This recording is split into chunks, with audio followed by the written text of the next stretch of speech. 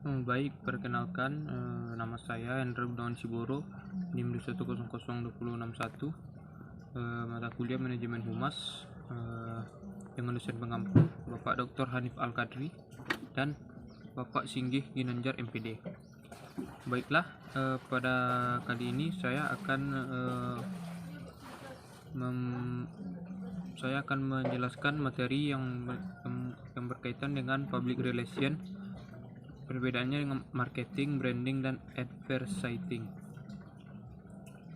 Dalam public relation ini terbagi ke dalam dua, yaitu MPR yaitu Marketing Public Relation dan CPR atau Corporate Public Relation. Yang pertama kita melihat yaitu MPR atau Marketing Public Relation. Tujuan dari MPR ini adalah untuk membentuk citra perusahaan atau organisasi. Tidak mendorong keputusan pembelian. Artinya semakin baik citra lembaga, maka semakin memudahkan untuk menjual apa yang menjadi kinerja kepada publik eksternal. Memperbaiki citra perusahaan itu jauh lebih sulit dibandingkan dengan membentuk suatu citra dari perusahaan tersebut. Karena kalau membentuk citra tersebut, kita hanya memikirkan untuk menguatkan citra yang baik di mata publik eksternal. Tetapi dengan memperbaiki, mengajari dan merubah paradigma membutuhkan waktu yang lama untuk mengubah paradigma atau statement pandangan publik eksternal kepada perusahaan kita yang sudah negatif. Dan selain itu juga membutuhkan waktu yang lama untuk meluruskan kepercayaan publik kepada organisasi atau perusahaan kita kembali. Perbedaan MPR dan CPR tersebut. MPR merupakan proses perencanaan, pelaksanaan, dan pengevaluasian berbagai rancangan program yang mendorong minat beli kepuasan konsumen.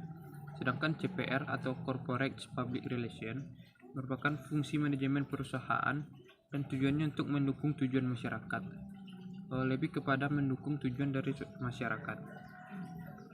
Public relation yang berorientasi kepada marketing itu dibentuk oleh divisi baru yang disebut Communication and Marketing.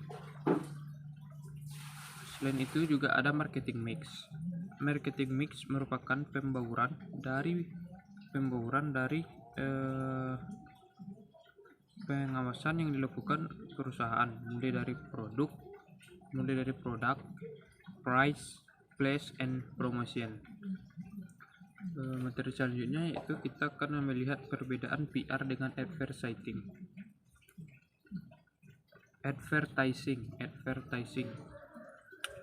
PR dapat disebut juga dengan lebih pemberian kepada informasi, mendidik dan menciptakan pemahaman yang sama. Sedangkan advertising selling message dengan menggunakan keterampilan yang kreatif, menjual sesuatu dengan mempengaruhi daya pikir dari seseorang. Di sini PR memberikan informasi yang mendidik melalui wawasan dan pengetahuan. Hubungan PR dengan periklanan.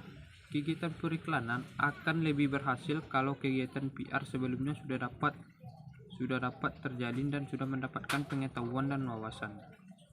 Jadi keberhasilan iklan sangat dipengaruhi oleh peran serta dari PR dalam memberi suatu informasi dan wawasan. Selanjutnya itu perbedaan PR dengan marketing. Sebelumnya marketing adalah suatu rangkaian kegiatan yang mengatur arus barang dari produsen ke konsumen. Tugas PR dan periklanan juga mengkomunikasikan segenap konsep dan gagasan dalam objek yang dipasarkan. Karena marketing lebih mengatur kepada arus dari barang dari produsen ke konsumen. Maka tidak mungkin arus tersebut akan berjalan dengan lancar dan tidak ada hambatan jika tidak ada pengaruh dari PR. Karena PR dapat mempengaruhi arus dari arus penjualan dari produsen ke konsumen tersebut. Selanjutnya yaitu perbedaan PR dengan publicity. Nah, sebelumnya kita melihat pengertian dari publicity. Publicity merupakan suatu tugas dari divisi yang berupa kegiatan menceritakan kepada publik eksternal tentang hasil produksi. Bila yang bisa hasil produksi tersebut bisa baik dan juga bisa buruk. Publisitas biasanya menghasilkan suatu citra dan dilakukan dengan hubungan baik dengan pers, antara organisasi dan pers. Selanjutnya itu jadi kesimpulannya, di dalam public relation tersebut sudah terdapat marketing, branding, dan advertising. Tetapi di dalam marketing tidak terdapat public relation karena situ hanya ada satu pekerjaan.